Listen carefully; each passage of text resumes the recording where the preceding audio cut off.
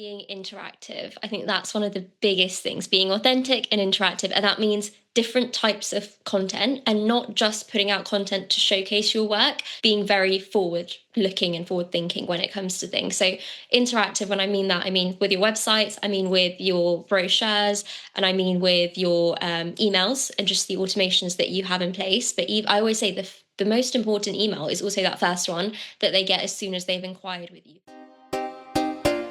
I'm Becca Poutney, wedding business marketing expert, speaker and blogger, and you're listening to the Wedding Pros Who Are Ready to Grow podcast.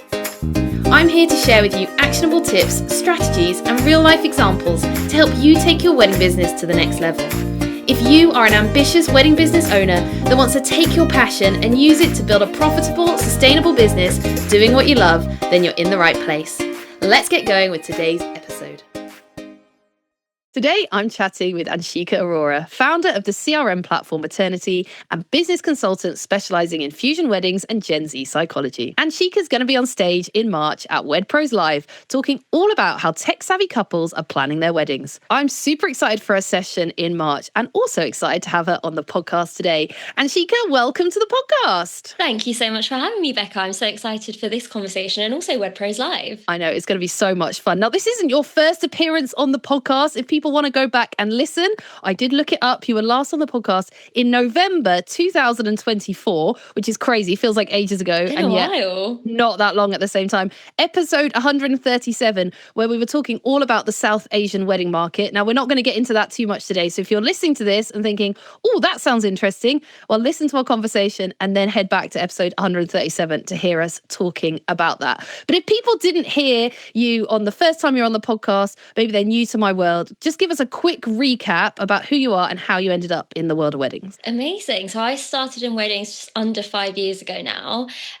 Always been on the business to business as well as business to consumer side, but from a tech platform standpoint. So we started off as Eternity being a South Asian wedding directory, moved into it being a CRM, and that still stands. And then equally on the side, I do business consulting. So I work with venues and suppliers one-to-one, either with training or we do discovery days and strategy days just to help them bring more of the fusion side of things into their current offering, as well as the Gen Z side of things. So especially if you're a business looking to enter those new markets, that's where we can work one-to-one to just make sure that your business is set up from a marketing, sales and operations point of view. I think it's a really interesting angle as well. I know we've worked together with some clients where I've pointed them in your direction, because actually quite often clients will say to me, oh, we want more multicultural weddings, but they don't actually have an understanding. So if someone's listening to this and thinking, that's exactly me, that describes me, they could come to you and you could either train them or work with them alongside them to just kind of give them some guidance on that area. Yeah, absolutely. Because there's so many nuances. And I think every new client profile needs to be marketed to differently. And I think that's the great thing about the industry, because you never work with the same kind of couple on every event. And so it's always fun to work with businesses and make sure that they feel most comfortable speaking to those who are maybe of different cultures and backgrounds. 100%. So you were last on the podcast in 2024. We're now in 2026. And I've seen there's been seismic shifts in our industry, I think, over the last couple of years, some huge shifts. So I want to know from you, what shifts have you seen in the industry over the last couple of years that you think we need to be paying attention to? Absolutely. I think one of the biggest ones that I always harp on about is definitely Gen Z, because the number of Gen Z couples are now increasing year on year. Obviously, I think when we spoke, we were still at kind of maybe the 1 in 3 couples is going to be Gen Z. I think we're now in the over 50% of your client base is likely to be Gen Z. And with that just comes so many different consumer buying habits. And I remember you always say it, that they're coined the Amazon generation, that you say your kids are like that they want something, they'll order it today and they want it either the same evening or tomorrow, but that is just how their psychology works. And so I think that's been one of the biggest shifts, and with that comes a few things, inclusivity being one of them. So again, we're seeing a lot more fusion weddings. So you might have partners who now have 2, 3, maybe even 4 different heritages that they want to be part of that special day. So how can we as businesses kind of showcase that on our socials, as well as actually on the day act accordingly? And then secondly, with technology, I think that's the biggest shift, is I think kind of pre-2020, it was a very much Pinterest generation. Now it's very much TikTok. I remember you spoke at our event last year, Revive, where we actually had a Gen Z couple up on stage and we did a panel with them. And they said that they found 100% of their suppliers on TikTok. And I know you do a lot of TikTok courses on that with Simona, which is great. But I think there's just so many of those shifts in terms of how they're sourcing their businesses for their wedding, as well as communicating with them, and actually how they are on the day, and the expectations have changed so much. Yeah, all of that completely true. And I think sometimes a lot of our industry is made up of millennials. I am very much in the millennial category. Obviously, we've got people who are older than me, and there are some people in the industry that are Gen Z, but to a lot of us, it feels like a bit of an alien concept. I mean, I'm very much in my comfortable millennial zone. Yes, I'm toying with TikTok, but only because I know I have to from a marketing point of view. If you ask me where I want to hang out, Instagram all of the way. So just explain to us, because you are Gen Z, explain to us what is Gen Z? Who are they? When were they born? Like, how do we identify someone who's Gen Z? I'm so glad you said you're comfortable on Instagram and not Facebook, because that would have been way too far back. So Gen Z, they're often born between 1997, and I believe it goes up to 2010, sometimes 2012. Every website says something different. But that's typically when they're born. They're the first kind of digitally narrative generation. Like, I guess kids nowadays have grown up with phones from a very young age. So if they're being born right now, they're always going to see that. They're going to be growing up with AI, which is partially quite scary, but also quite a blessing. But with Gen Z, they were that generation where they kind of didn't have technology up until the ages of 10. So they had very different social skills and expectations then. Post that age, they have grown up in and around technology as being kind of their go-to for everything. And you'll see lots of those TikTok trends on how do they answer the phone and how do they make hearts, and everything is very, very different. But I guess those are the key differences with Gen Z. But some of the big things are really, one, their urgency, and two, just the way they communicate. They're definitely not a generation that wants to pick up the phone to you. They're definitely a generation that wants the comfortability and ease. And I know we talk about this a lot, that you need to show up to where your clients are. Unfortunately, your clients are on multiple platforms right now, which is why it's really important that you are really well versed with how technology works and the best ways to do it. I think we had once spoken as well about how there's that WhatsApp feature on Instagram now, where you can just add it to your story and directly do WhatsApp. As frustrating as that can sometimes be for businesses, because WhatsApp has your personal life and your business life, if your clients are now wanting that, they'll start to see it as a differentiator between you and another business that they could speak to, because they see one that's very much tech savvy, showing up where they want to show up, versus another business who's actually still not adopting that same way of working.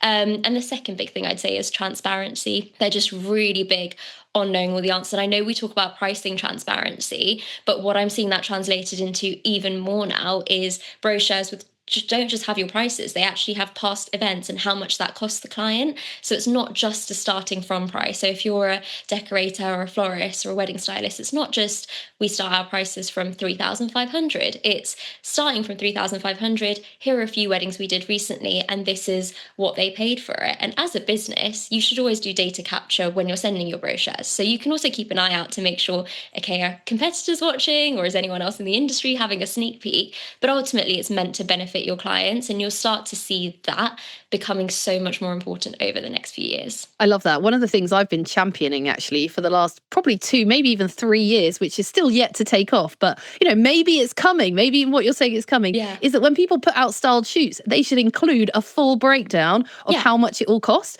because couples don't understand as they see these beautiful pictures and they go, I want that. But actually, how much more powerful is it if as an industry we go, this is how you can create that look, a bit like they do in interior design magazines. The flowers would have cost this much, the cake would have cost this much, and just give people the answers. So yes, I'm here for that, and I'm still trying to get people to jump on board with this idea. So if you're listening to this, go maverick, be the people that start putting the pricing out there. And who cares if your competitors look at your pricing? Exactly. Because ChatGPT will tell them anyway. So you might as well just put it out there.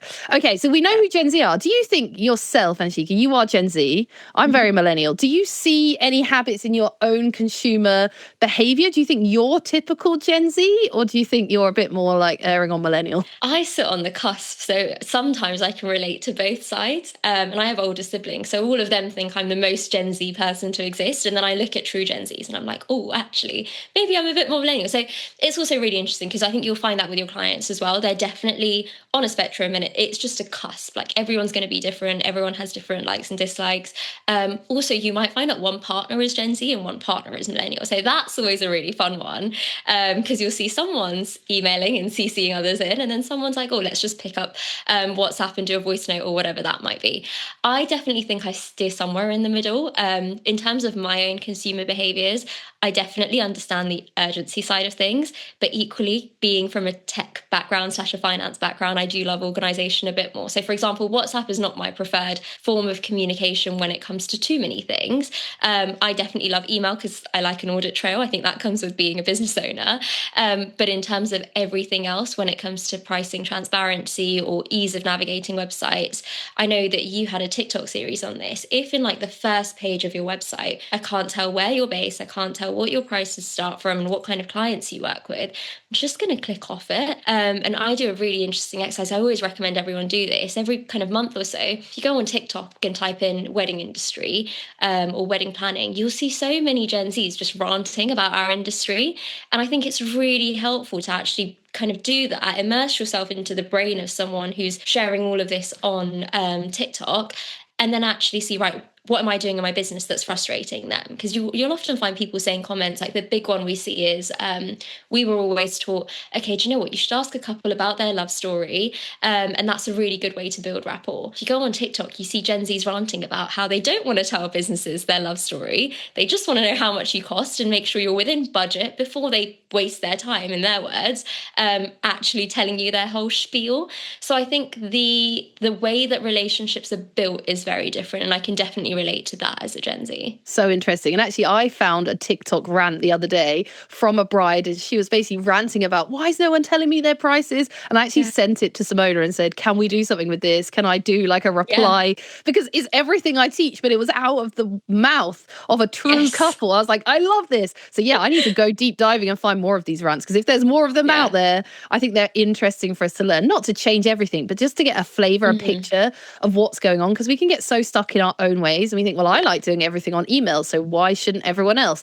But actually, when you talk to other people and they never check their emails or they search for everything on TikTok, you got to change your psychology a bit and go, oh, maybe I need to meet them where they're at rather than where I'm at. So in terms of how they're planning weddings then, are you seeing any shifts in that? Are they doing more, research navigation first? What are the shifts in the way they're planning their weddings? A big one is they're using AI when they're doing their research, because there's so much information readily available. They are able to just say, okay, I am having a 200-person wedding.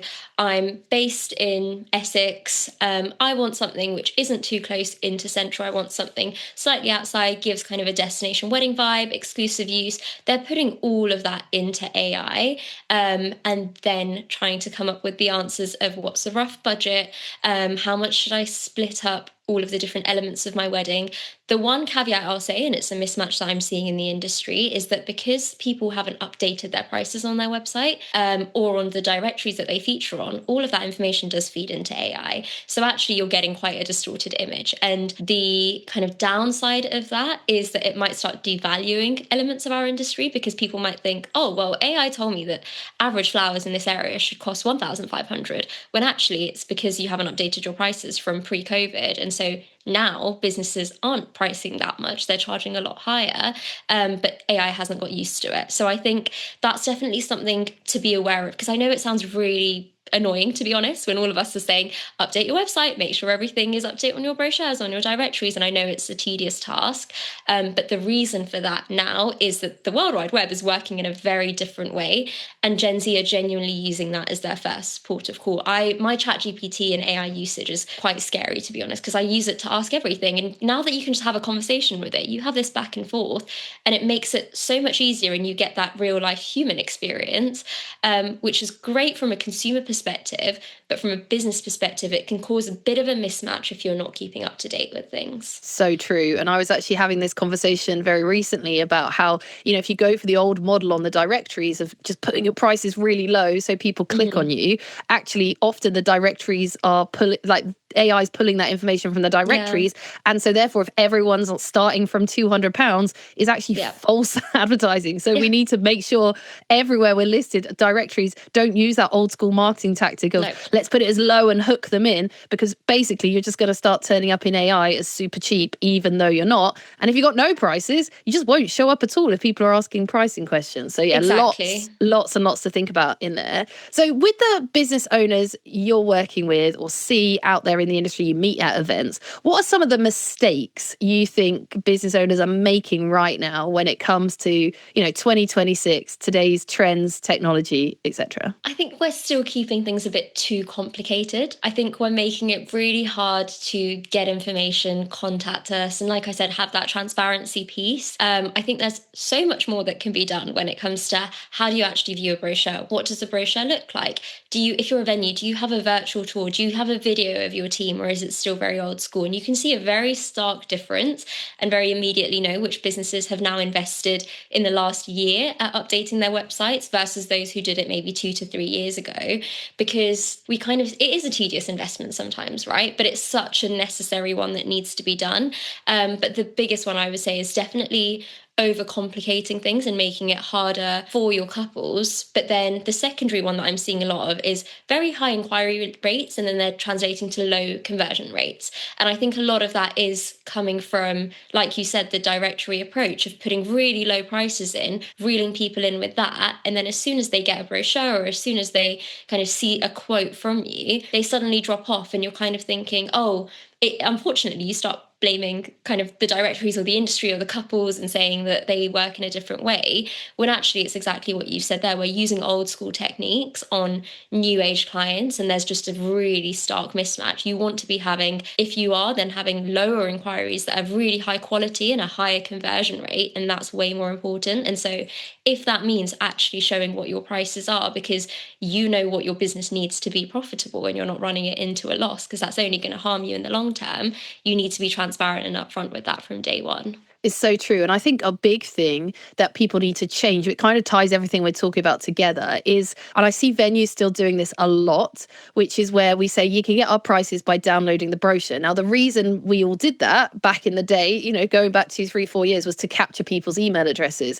But again, going back to the AI search can't download the brochure to see the prices. So yes, you can have some kind of email marketing data capture. That's still a good method, but actually it doesn't need to be for the prices, because if you want to show up on the AI search and stop wasting your time on collecting email addresses that aren't actually interested, then we just got to put the prices out there, stop hiding them, because ultimately if your competitor wants to see them, they can set up a fake email address and download your brochure anyway. So, and I always say to my clients, in email marketing, you're paying more for the more names you have on there. So you don't want to have loads of names on there that aren't useful to you. You're better to have a smaller list, a more qualified list. Exactly as you said. And I think your other point about websites, I've been talking to some clients a lot recently about having a website glow up. So I say you need a website glow up. So you don't necessarily need to think, oh my goodness me, I need a whole new website. That's going to cost me £2,000, £3,000, £4,000, £5,000. Everyone listening should have a way to access their own website. If you are tied in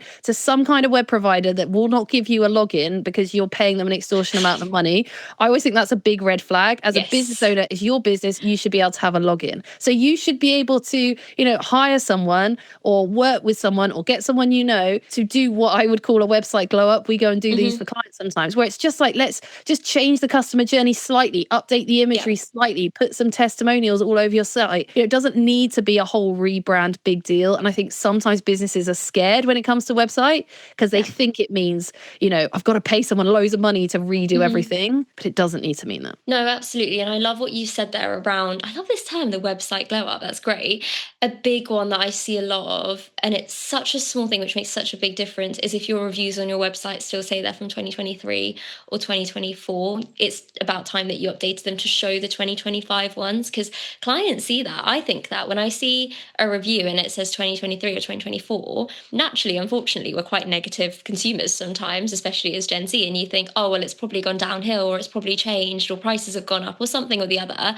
And I think that's just something which calms everyone's nerves. And one, it shows that you're an active business. That really helps the AI side of things as well, because it can see that you're updating and refreshing things on your website. Two, it gives a different level of client comfort. And that doesn't just mean your website, that also means updating your brochures, updating your testimonials on your highlights on Instagram. That's a big one. You'll see people who did highlights on Instagram back in 2023. So it's got lovely 21 and 22 reviews, but it's not had anything updated on it in the last 2 years, even though you've been an actively running business, but you've just not had time to do it. And I think that's where business admin days are just so important, and it needs to be a balance. You can't just fully be immersed into only doing existing client work. You need to kind of be thinking ahead from the get-go. And the highlights one's an interesting one, actually. I need to go and do it on my own, because the last time I checked, it may have changed. Things change all the time. When you go onto a highlight, it always shows the oldest part of the highlight first. Yeah. So if you're someone like me that I do add new testimonials in, actually we need to go back and delete some of the first ones, because otherwise they get the oldest stuff first. And actually no one's clicking 25, 30 times to get to your newest ones. So yeah, it's a great tip. Go in and have a look at your highlights and see what's showing up for people, because we forget to look at them, but other people landing on our pages absolutely are going to have a look at them. So and I think we kind of think that, oh, the more highlights I have on my testimonial, it looks better. But actually it's exactly that. No one is going to click through 25 to 30 stories. You might for yourself, but a new client won't. And so if it means, okay, let me get rid of all of 2023 and just keep 24, 25, that's a lot more powerful than you keeping 2022. And I think most of Gen Zers, and I can proudly say this, we're quite snobby sometimes. If we see the old texts and the old filters we used to use on Instagram, you subconsciously start to think, oh, this business isn't updated or it isn't refreshed. And so it's really weird, but Gen Z are very nuanced and very observant in those ways. Yeah, that's so true. It's a bit like us, again, as millennials, when I go on a website and I go, this looks like a website from the 1990s, because I remember when websites looked like that, and they don't look like that anymore. And so, I can see that entirely. Okay, we've talked about mistakes, but what do you think successful pros, successful venues are focused on right now? Where are the people who are like going for it and doing well? What are their main focuses in 2026? Being interactive. I think that's one of the biggest things, being authentic and interactive. And that means different types of content, and not just putting out content to showcase your work, being very forward looking and forward thinking when it comes to things. So interactive, when I mean that, I mean with your websites, I mean with your brochures, and I mean with your emails and just the automations that you have in place. But I always say the most important email is also that first one that they get as soon as they've inquired with you. You have an option to be so interactive with that and guide them to so many different pages. I always say be mindful of how many links you're putting on there, because you don't want to hurt your email deliverability. But there's different ways that we can work with that. So being interactive is a really big one on there, and just being as authentic as possible. So making sure that the content you're putting out isn't just showcasing testimonials and past work. It's actually tapping into the SEO on social media and actually being really informative content that people are saving. Because if they see you as an informative figure, they're more likely to think, oh yeah, this person knows what they're talking about. Let me actually follow them. Let me engage with them more. And then even if they're not going to book you directly, the algorithm understands that they might have friends who have also just got engaged that might come across you. So it's very much the long game. And I think the businesses that have a bit of patience to try and understand that are going to stand out a lot more. And I think you've seen this as well, especially on TikTok and Instagram. You'll sometimes just see content from 6 months ago that starts resurfacing and recirculating because suddenly people are searching it. And I think especially with engagement season, that's a big thing, because you've got your peaks around kind of December, January time, and then you've got the summer engagement peak. If you're putting out content which surrounds the start of a wedding and an engagement and how to book so-and-so, it's going to keep reperforming and coming back on the algorithm if you've used the right words. And so whilst it seems like a daunting task, it's actually similar to how Pinterest recirculates things. It's actually a really good long-term investment to make in your business. And I'm definitely seeing that on TikTok, particularly. I have videos on TikTok that I did 6 months ago, and then someone comments on it, or someone, because they've searched for something, maybe I'm talking about QuickBooks or talking about something specific that they've searched for, and then suddenly it's coming back, which is actually, like you say, really nice, because for a long time that didn't happen at all on social media. We posted something, and if they didn't see it in 24 hours, it was long gone. So it is a change, which is a positive change. And I think a lot of it, for people listening, comes down to courage, if I'm honest. Be like having the courage to just do it. So even if we go back a year in my business where I was going, I'm going to have a content creator, I'm going to have someone follow me around, I'm going to do this and the other, and I'm going to do all these videos. And actually a year later, more and more people are doing the same thing, but it's having the courage to do it when no one else is doing it. And I think in the wedding industry, what happens is people see, I want to do that. But what they do is they wait for all their competitors to do it before they start doing it. Whereas actually, to be successful, sometimes you've got to go out and, people did go, why is she taking someone to an event? Whereas even a year later, I think it's becoming more normal. People aren't absolutely so weird. And whereas when I was doing it a year ago, people were like, why is someone following her around with a camera? And now everyone wants someone following them around with a camera. So, you have to get over your own pride. You've got to get over your own anxiety in a sense, and just, be brave and be bold if you want to do this stuff first. And that's where I see success for businesses in 2026. The ones who are brave and bold and visible are the ones doing well. The people who are waiting back to see what their competitors are doing, absolutely blending in with the crowd. But I understand that's difficult for people, but I think it's something for people to think about for sure. Yeah. Okay, we talked then about what's going on in 2026, and 2026 is a huge year for me. It marks a decade of me being in this side of my business, BeccaPountney.com. Wow, and of congratulations. Q, I know, 10 years is crazy. I'm loving this 2016 trend that's been going on in TikTok this year, because I'm like, this is me, like 10 years in business, back to 2016. But I'm doing something huge in 2026 because I am a crazy person and I'm launching my own conference, Wed Pros Live. And I remember you were one of the first people I told that I was doing this thing. So I want you to think back to see if you can remember what you thought when I said to you, I'm bringing a conference to the UK. I think I'm crazy, but I'm doing it. Do you know what? I didn't bat an eyelid. I had always known that you would do something like that. And also, you have such an incredible community that you've built, and you have such a good network in the industry that I can't think of anyone who would be better placed to bring something like this into the UK. But equally, I love the approach you've taken, where it's very Wedding MBA inspired and very just fun, like a day where it's elements of learning, it's elements of networking, it's elements of just having a lot of fun and remembering why we all love the industry. Because I think we're also siloed into our own businesses, right? And you see each other sometimes at networking events, and sometimes you don't end up going to them. And it can be a really lonely industry sometimes, because when you're at events, you're just really busy. You don't really get the chance to actually understand more about each other. And what I love is that you've Beccafied Wed Pros Live. So it's definitely going to have a lot of pink, a lot of Becca. And I'm so excited for the energy in the room on that day. Yeah. And I want people to know it's going to be epic. And yes, it is definitely Beccafied. That's the right way to say it. But also don't let that put you off, because it is also going to be serious business, and I think both can stand alongside each other. And absolutely. I do that in everything in my business.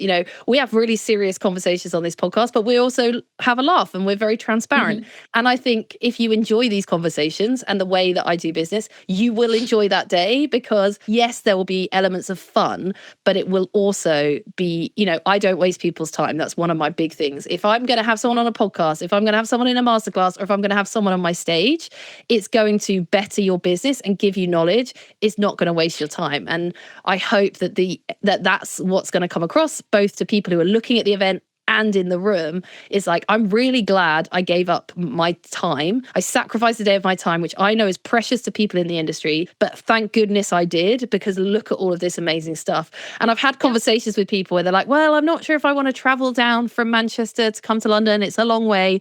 And my answer to that is, it will be worth it. I fly all the way to Las Vegas and give up an entire week of my time, because it is 100% worth it to be in that room and learn from those people and be in that energy. And so you absolutely can give up one night to come down from Manchester, Scotland, wherever you are, even from Europe. I've got people flying in from Europe. I've got people flying in from America, because they know it's going to be worth it. So if you're in that mindset and you're thinking, I live too far away, unless you live further away from Las Vegas, I'm not open to hearing that from you. That's a you problem, not a me problem. I'm not going to put it on your doorstep. If you want to come to it, you got to make it worthwhile traveling down. I also think it will just be such a refreshing and re-energizing day, because I think we all have those times in our business where you start to sometimes fall out of love with what you're doing just on the odd day or on the odd moment in the day. And I think it's events like that and energy like that which really uplifts you and reminds you why you do what you do and why you love to do it.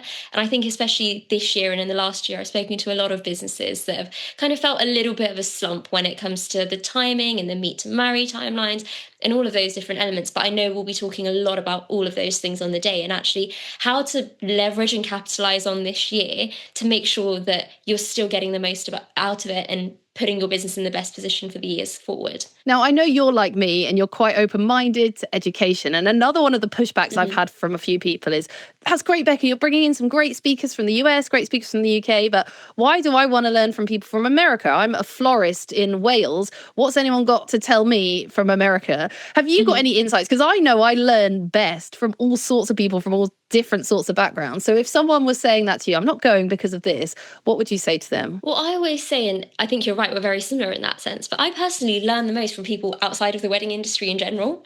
And I think that's just so powerful. And I guess we mentioned it earlier, you've got the interior design industry that puts their prices everywhere, and the way that they do business and build relationships with clients, they have a very high retention rate for their clients, which is our equivalent of referrals and word of mouth. And so taking learnings from outside of the industry and bringing it in is so powerful. So why would we not do that across the globe as well? Personally, I just think that you can never stop learning in your business, right? Because it's always evolving, your customers are evolving, technology's evolving.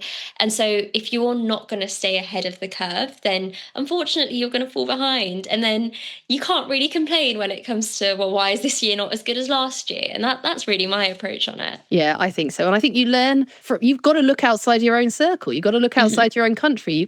I love looking, and I always have done, what's going on in the industry in America, in Australia, in Asia, because elements of that, yeah, some of it's different, but some of it comes over. And I mean, our whole weddings, the way we do weddings has been Americanized from television. Let's be honest, even down to like, it used to be tradition in the UK that the bride would walk in first and all the bridesmaids would follow behind. And basically no one does that anymore. Always the bridesmaids go in first. And that is from America, right? Yeah. 2-day weddings, having a rehearsal dinner the night before and then the wedding. We're seeing more of that. And so I think it is very close-minded to go, I can't learn anything from Americans. Actually, if that's your opinion, you probably can learn a whole lot from them. And actually, we learn more from getting different perspectives, different voices in the industry, rather than just hearing the same people speak all of the time. And so, there's always something different to give. And I don't know about you, but when I go to a conference, whether it's a wedding industry conference or a marketing conference, it's not just about the education. You talked about the re-energizing. What else do you benefit from, or why do you go to industry events? I love the networking side. I'm such a people's person, and I love kind of meeting different people, building those authentic relationships, but then actually just learning from them, because then you get to keep in touch with them thereafter on LinkedIn, on Instagram, and you never know when that's going to come in handy and you're going to learn something from their content. And I'm guessing you're the same when it comes to the marketing conferences. But I think for me, the biggest one is energy. It always makes me kind of re-fall back in love with the industry and remember why we do it.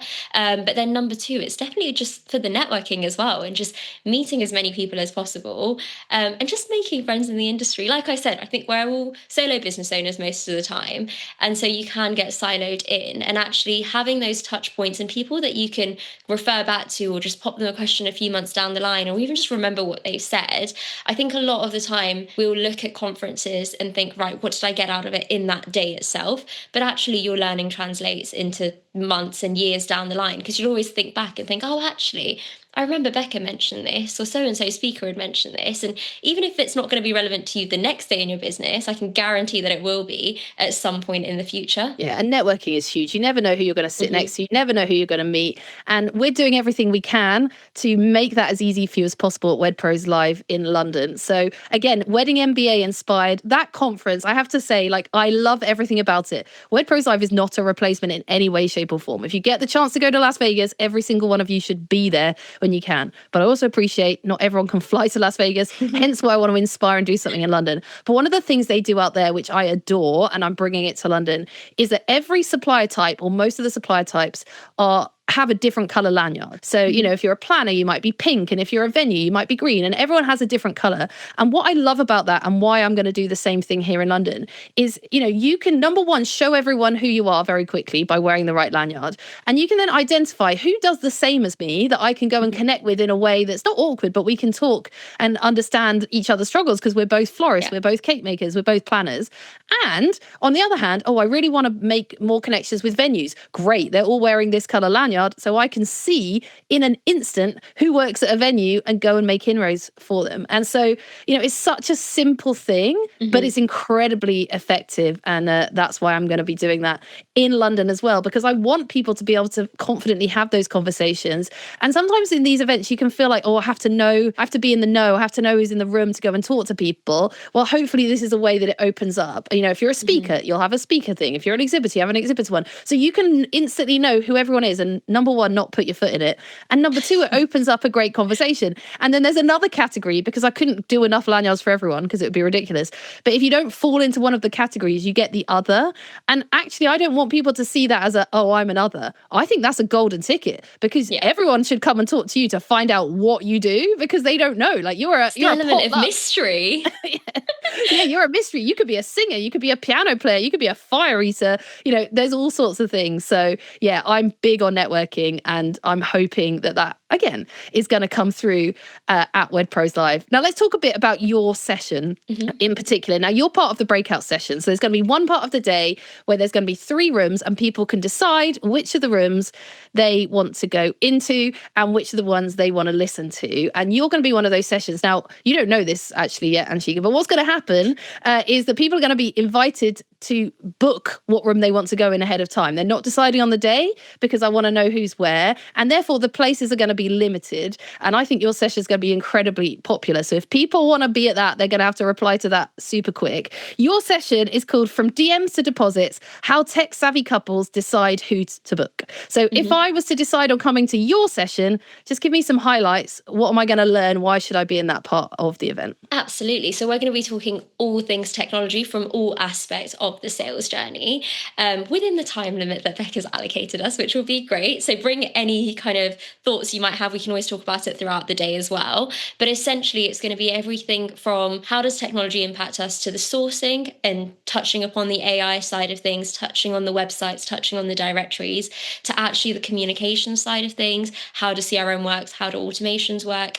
To then also the post event, because I think that one gets missed out a lot. We kind of do the events and then we think, right, that's it, on to the next. But actually, that's your most powerful time. And I did a blog post last year around how actually summertime is best for your post-wedding funnel, which actually a lot of businesses miss out on. And they think, I'm too busy, I can't actually attend to this. But actually, there's ways with technology that you can make your life a lot easier to build those authentic relationships with your clients and other venues and businesses within the industry throughout that time. So we'll really be covering the entire kind of sales journey for businesses and how to really make the most of it, but in the most efficient way. So we're not going to say, right, you need to change this, you need to spend thousands of pounds here and thousands of pounds there. We're going to try and find the most efficient ways and the quick wins. And with all of my sessions, I love to do a quick, what are your 5 quick wins that can take you just 5 minutes in a day, and then what are the ones that will take you between kind of half an hour to an hour, and then what's the one where you might need to dedicate half a day to a day to. So even if you're not quite ready to do the entire day at the moment, you'll definitely walk away from that session with actionable takeaways that you can implement literally the next day to see the world of a difference.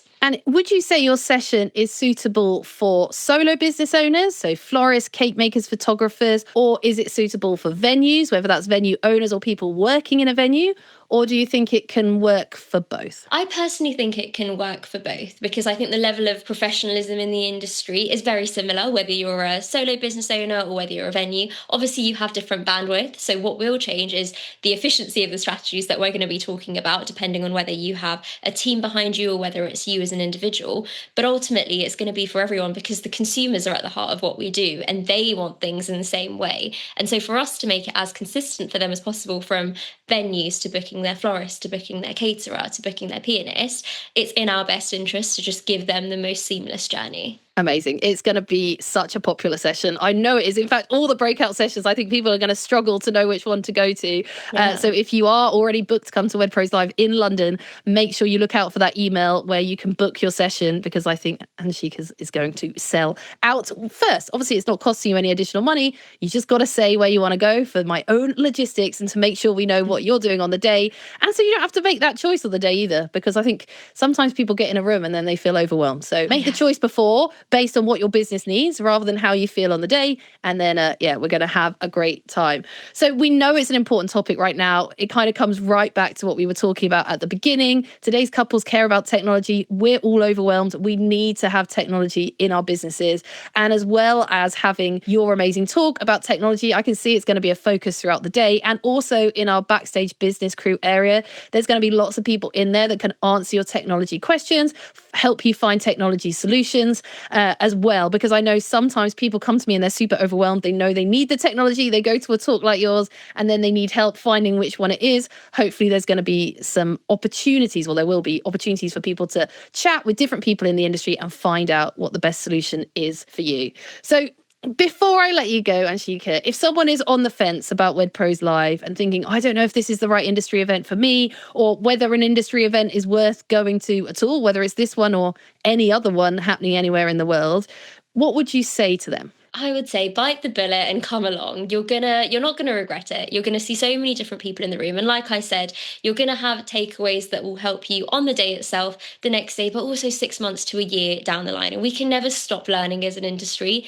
And we know that our industry is facing so much change at the moment. So I think WedPros Live has come at the most perfect time, and also perfect time of year, because it's March, it's spring equinox, everyone's gonna be the days are gonna be getting longer, everyone's gonna be in a better mood, and there's no better event to be at for that time of year. Yeah, and it's going to get everyone energized for what we know will then be a busy season. And we need all the energy we can get before you guys go into the summer season and things really pick up.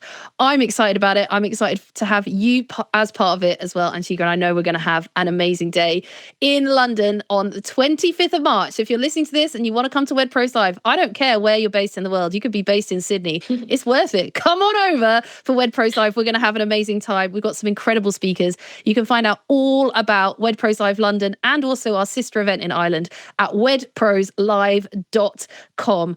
Now, as you go, I always end my podcast with the same question, and it's this, which is, what's one thing you wish you'd known sooner in your business? Now, you've been on the podcast before, and so when people come back to the podcast, sometimes I take a sneaky look to see what they said last time, so we can see whether your answer's the same or not, because we change, we evolve, and what we wish we'd known sooner can change as well. So give me your answer as of today, and then I'll let you know what your answer was the last time you were here as well. I don't remember my answer from last time, but I have a feeling it's not changed. I think for me, it's the power of networking. And a big reason for that comes down to I met you, Becca, at a FAM event. And since then, we've just done so much work together in so many different ways. And it's been so nice. Becca and I love to just bounce ideas off of each other and just be sounding boards. And I think if I hadn't put myself out there, reached out to people, I think I was at that event because I'd cold DM'd the people running it on TikTok. And so put yourself out there, be proactive, don't feel embarrassed or ashamed to be doing things and trying to get yourself into rooms at any point. I still do that. I DM so many different people all the time, just saying, hey, I want to talk to you about this. And I think there's no harm in being proactive when it comes to your networking, because again, it won't have an immediate effect, but in the long term, it will really help you build authentic relationships and enjoy what you do a bit more, because you've got friends in the industry and it's great. It's so true. And actually, it doesn't always happen immediately. I think people want instant results from networking, but even going in our situation, we're on a FAM trip together. We maybe had a bit of conversation. We didn't really do anything together officially or formally for probably at least another 6 months or so, if not longer. But yeah, it was the seed of that relationship, which has then grown into more things. And I'm sure we'll do more together in the future. So you're absolutely right. I'll tell you what you said last time. It was on a similar theme, but not the same. It was that you wish you'd known sooner that you should always gather feedback on your thoughts and ideas from a wide variety of people. Early on, market research, find out what people actually want. So yeah, it's good to know you're still in the same zone, but you're evolved into a different way of looking at it. I still love people. That's what it comes down to. Absolutely. And if people want to find out more about you or maybe follow you on socials, where are the best places for them to find you? Well, I've started a new Instagram thanks to Becca. It's called anshika.weddings. So we can have a chat on there. We'll be talking all about technology, Gen Z, multicultural fusion weddings, and lots more there. Amazing. I will make sure I link to that in the show notes. Also, your LinkedIn. I know you're quite active over there as well for your personal brand. And of course, I'll link to the tickets for Wed Pros Live so that if you haven't yet got your ticket, you can come along. And if you have got your ticket, then hopefully today has got you even more excited about what's to come in March. Anshika, thank you so much for your time. It's a pleasure as always. And I cannot wait to see you in March. I can't wait. Thank you for having me, Becca. What a fantastic conversation. Always enjoy talking to Anshika and just understanding a bit more about her Gen Z perspective. And so much of it feeds into what I teach as well. And it's always good to hear it from someone else and to see that what we're saying, when it's coming from different people, you can't ignore it. So I hope you've taken something good away from today's episode. If you want to hear more from her, then make sure you're there in London on the 25th of March. I'll see you next time.